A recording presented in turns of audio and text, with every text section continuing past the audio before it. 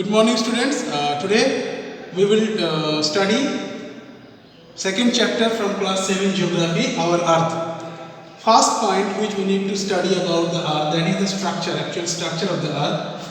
Actually the earth looks like or the earth is made up like an onion, like it is made up of several layers. There are three types of layers of the earth. The name of the layers are the crust, the mantle and the core. First, we need to study about the crust. Crust is the outermost layer of the earth. It is the uppermost layer of the earth. It is also called the lithosphere. Right? It is of two types. It is of two types. The crust is of two types. That means outermost layer of the earth. It has two types. One is of oceanic crust. One is of continental crust. Now, what is the difference between oceanic crust and continental crust? Oceanic crust means the ocean bed. The ocean bed is called oceanic crust, and the continental part, that means the exposed part of the earth, which we can see, that is called continental crust. They are given some scientific names. The continental crust is called SIAL, SIAL, SIAL, because it is made up of silicon and aluminium. Silicon and aluminium both together they are called SIAL, and it is the density of this layer is 35 kilometers approx, near about 35 kilometers the density of this layer. And the next is SIMA. SIMA means silicon and magnesium. It is made up of silicon and magnesium. This is the oceanic crust. The oceanic crust is made up of silicon and magnesium, and the density of this layer is 5 to 8 kilometers approx. And these two layers make the total crust, that is the upper part of the crust. And you can see the next part, or the 85%, near about 85% of the earth is composed of mantle. If I take 100% the total earth, mantle is consisting 85%, near about 85%. Right? So the density of this layer is 2900 kilometer approx. 2900 kilometer. It is further divided into two parts. Right? Upper mantle, that means this layer, and lower mantle, that means the lower part. The upper part of the mantle is called upper mantle, and the lower part of the mantle is called lower mantle. It is made up of rocks, silicon, magnesium, iron, etc., etc. And lava or magma, which we call magma. Magma is found on the outer mantle of the earth. Okay, and the last and the innermost layer of the earth is called core. Total, it is consisting, or the density of this layer is 3500 kilometer, and it is a solid part of the earth. It is also divided into two parts. One is outer core and one is inner core. Outer core means, if this is core, the outer part of the core is called outer core, and the solid and the inner part of the core is called inner core. The inner core is also named, or given the name knife, N-I-F-E, because it is consisting of, or it is made up of two minerals, that are nickel and iron, and they both together they are giving the name N-I-F-E, knife. Okay. This is the layer where the temperature and the pressure is most. You can imagine going deep into the earth. That means the total temperature and total pressure of the earth is lying on this particular layer. So the core is the most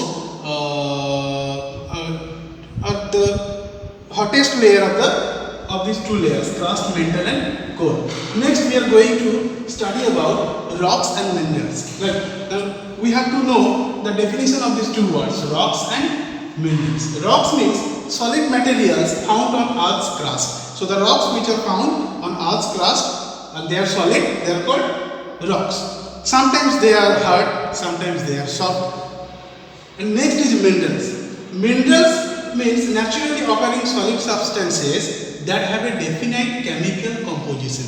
That means each and every minerals are different from each other, from physical appearance, from chemical composition, from every point of view they are not similar, or sometimes they are in combined mode, that means in one place 2 or 3 types of minerals are together, they are existing, but both are different from each other, not so from physical appearance also, like color, texture, composition, everything, right?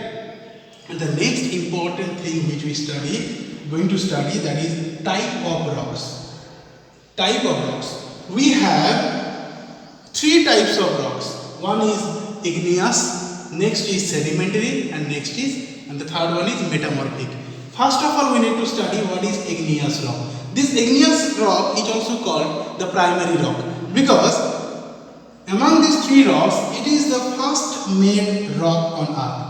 How it is made? It is made up of magma. That means when the magmas are coming out from the core or from the magma chamber, they are cooling and solidifying. After several years, they solidify and they become igneous rock.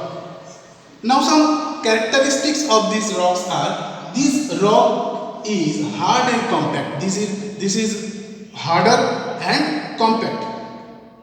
And in this rock, remains of plants and animals. No remains of plants and animals are found. And some examples of these igneous rocks, or the minerals which are found in these igneous rocks, are iron, gold, silver, etc., etc. So this is the primary rock, or the first made rock on earth. Okay. Now the next is sedimentary rock. What is sedimentary rock? Sedimentary rock comes from igneous rock. Now the process, I am going to discuss about the process how igneous rock become sedimentary rock. Actually, igneous rock becomes sedimentary by the force of nature. Like several agents of nature are there, like weather, climate, water force, wind. They divide or they make these igneous rocks or transform these igneous rocks, this natural phenomena or natural agents like water, like wind, like sunlight, climate, this type of natural agents, they make the igneous rock or transform the igneous rock into small particles. These small particles are called sediments. Further, these sediments, when they are weathered or they are transformed into, when igneous rocks are transformed into sediments, small particles, these small particles are also taken away from their origin place to another place by the force of water, by the force of wind, by the force of natural phenomena. They are deposited in different places, where they are deposited in layers. They are deposited in layers, and after depositing they become solid and make sedimentary rock. The name sedimentary is given because they are made up of sediments. Now some characteristics of these sedimentary rocks are, they are much more softer than the igneous rock. They are much more softer. Next one, they are deposited horizontally, not vertically, because natural agents are carrying them from one place to another place. When they are depositing them, they are deposited horizontally. No, in this layer, only in this layer, remains of plants and animals are found. It is very important rock. It is, or I can say, the most important rock for us, because the economic value of this layer or of this rock is very much. That means it is economically very much important. Why? Because of these remains of human body, or not only human body, plants and animals, they are deposited with the sedimentary rocks, and after several years, due to extreme pressure and temperature, they transform into fossil fuels like petroleum, like several natural gas. So these the value of this fossil fuels are, what I can say, is very much expensive in our day-to-day life and very much important for our day-to-day life. So sedimentary rocks are important. So these are the characteristics of sedimentary rock. I am repeating again, these are much more softer than igneous rocks. They are deposited horizontally. no only in this layer remains of plants and animals are found, and they are economically much more important. And the last one is metamorphic rock. These metamorphic rocks come from these two rocks, igneous and sedimentary.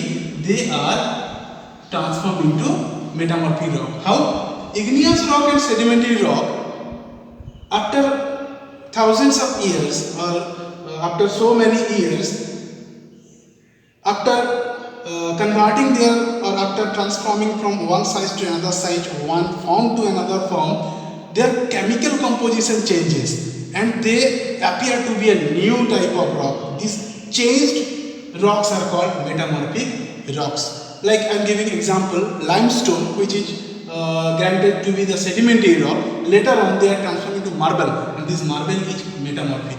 Sedimentary limestone is sedimentary rock, but after chemical reaction or chemical changes, they transform into marble. One such example also is there. Shale transform into quartzite, right? And some characteristics of this rock is or are, they are crystalline. They are crystalline. That means they are much more solid. Without pores, they are without pores. That means these are the most solid part or solid rocks among these three rocks, because they are made up or they are transformed into such a form that they don't have any type of holes or leaks. That is why they are called without pores. And the next thing is, no fossil fuel are found in this layer. So the three important characteristics are, they are crystalline in nature or structure, they are without any hole or pore, and there are no existence of fossil fuels. That means remains of plants and animals are not found. So one thing I left actually in the about igneous rocks. Igneous rocks are also divided into two types. One is extrusive, one is intrusive. Extrusive igneous rock and intrusive igneous rock. Suppose this is the magma chamber that I am giving red color. This is the magma chamber, and this is crust. The upper layer is crust. When this magma in this magma chamber, the magmas are existing in immense temperature and pressure. They are every time in a mood to come out. So when they create some crack or they get some cracks, they come out. Sometimes they cannot come out to the surface. Sometimes they remain in these cracks, so within the surface of the crust. So when the magmas come out of the surface and solidify and make igneous rocks, they are called extrusive. Extrusive.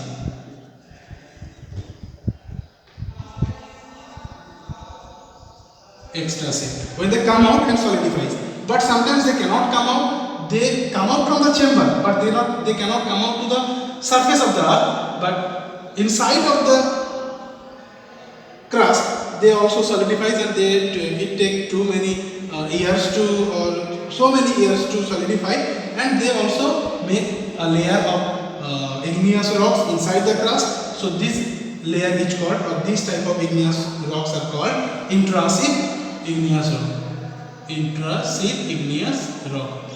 Now, example of some extrusive igneous rocks are basalt and obsidian. And examples of some intrusive rocks are, intrusive igneous rocks are granite and dolerite. Our next and the last topic is, our topic is rock cycle. Actually, we already discussed about the rock cycle in very short time, but I am going to discuss it broadly. We have three types of rocks, right? Igneous, sedimentary, and metamorphic.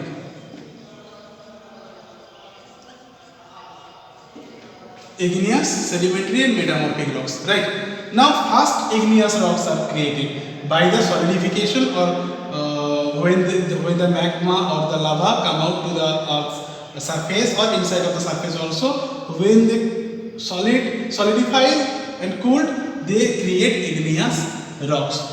After so many years or after the interference of nature, or by the interference of nature or natural agents like wind, like water, sunlight, climate, weather, these igneous rocks are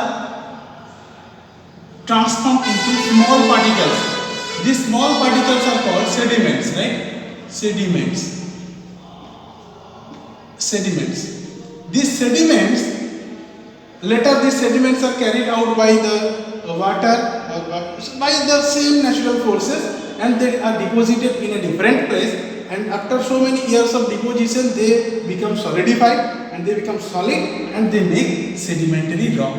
Now these sedimentary rocks and igneous rocks, right, when by the natural agents or by some different natural phenomena, when their chemical composition changes into a different or a new form, then they create metamorphic rocks. So from igneous rocks, sedimentary rocks are created, and from igneous and sedimentary, these metamorphic rocks are created. Later, when these metamorphic rocks are created and they go deep into the earth, and by the immense pressure and temperature of the earth, they get melted. They get melted, and again they create magma. When these metamorphic rocks get melted, they create magma. And you know that from magma again igneous rocks are created. So this is a circle by which the total rock transformation is going on. This total process is called the rock cycle. Of this, what I discussed, it is called the functioning of the rock cycle. And the last one is importance of rocks.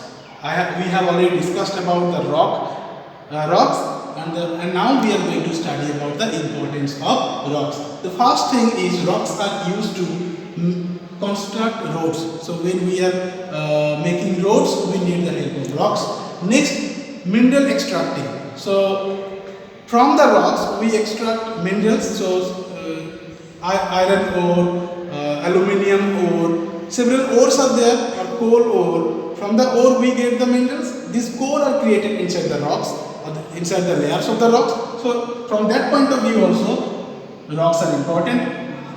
Next, fertilizers. From some rocks, fertilizers are also created. Like example is given, phosphate rocks are there from which phosphate is created. So phosphate is one fertilizer. So it is also, the rocks are also helping to create or to make fertilizers. Next, jewelry. We know that some precious economically important minerals are also found in these layers of rocks like gold, silver,